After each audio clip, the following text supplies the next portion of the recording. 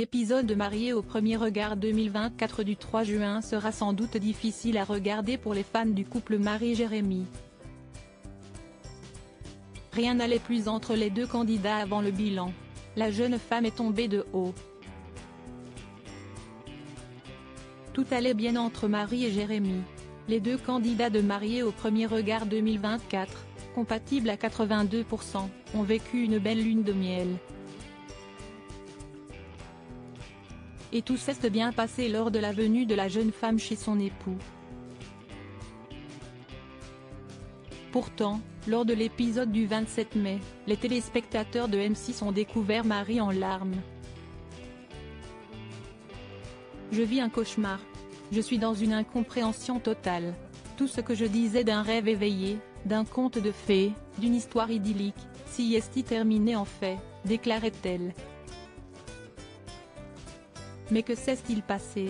Un manque de communication de la part de Jérémy. Elle vit à Biarritz, lui à Bordeaux. Faire coïncider leurs agendas afin de se retrouver n'était donc pas chose aisée. Malgré tout, cela n'entachait pas leur relation. Ils s'appelaient souvent et s'envoyaient des messages. Après 15 jours, Jérémy, qui n'avait plus sa barbe, si est important de le souligner, a pu faire le déplacement chez sa femme. Et cette dernière a tout mis en œuvre pour qu'il se sente bien chez elle, dans l'espoir qu'il pourrait déménager dans sa ville plus tard. Après des retrouvailles chaleureuses, Marie a souhaité emmener son cher et tendre à l'endroit où elle a appris qu'elle allait se marier. Le lendemain, Marie a réveillé Jérémy en douceur. Elle lui avait préparé un petit déjeuner, de quoi ravir le candidat. Ce dernier avait hâte d'en apprendre plus sur elle afin de voir si elle était sportive et passionnée comme il l'espérait. J'ai besoin de ça pour savoir vraiment comment envisager le futur. Si est ce qui m'inquiète le plus, a-t-il avoué. La jeune femme n'avait pas conscience qu'il avançait à des vitesses différentes. Et, comme l'a précisé Estelle Dossin, le manque de communication de la part du brun de 33 ans allait être le point de départ de leur problème. Marie jugeait hautaine alors qu'elle pensait lui faire plaisir, cela a eu l'effet inverse. Marie a emmené Jérémy dans une boutique de skate, l'une de ses passions. S'il a caché sa frustration, il n'en pensait pas moins, je m'attendais à découvrir son monde. Et elle m'a fait découvrir mon monde à Biarritz. Elle a peur de me gêner en prenant des décisions à ma place, je pense. Elle me fait faire que des choses qui m'intéressent, alors que je suis curieux de tout. Son épouse ignorait tout de ses pensées et cela s'est poursuivi. Lors d'un dîner avec ses meilleurs amis et elle, il a fait savoir qu'On lui avait fait une proposition de travailler très alléchante sur Bordeaux. Il pourrait reprendre les rênes de l'entreprise dans laquelle il travaille actuellement. Et il voyait bien Marie prendre le poste de secrétaire.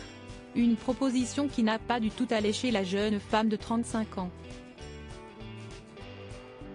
Un poste de secrétaire, ça ne m'intéresse pas. Je vise autre chose. On n'a pas du tout discuté avant, si est comme s'il me mettait dans une espèce de case, a-t-elle déclaré.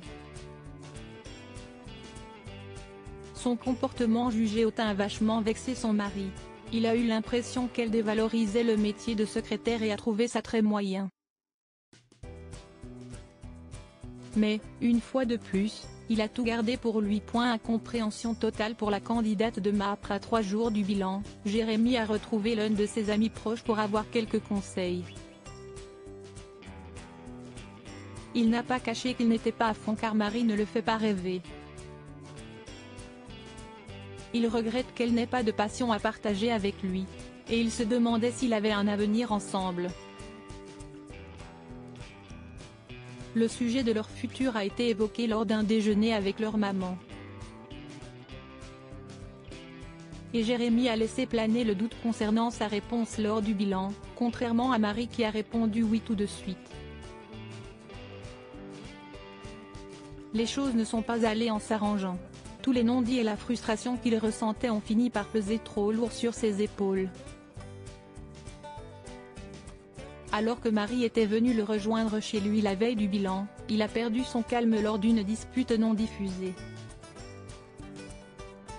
La jeune femme a donc quitté son appartement en pleine nuit et la production a dû lui trouver en urgence une chambre pour la nuit.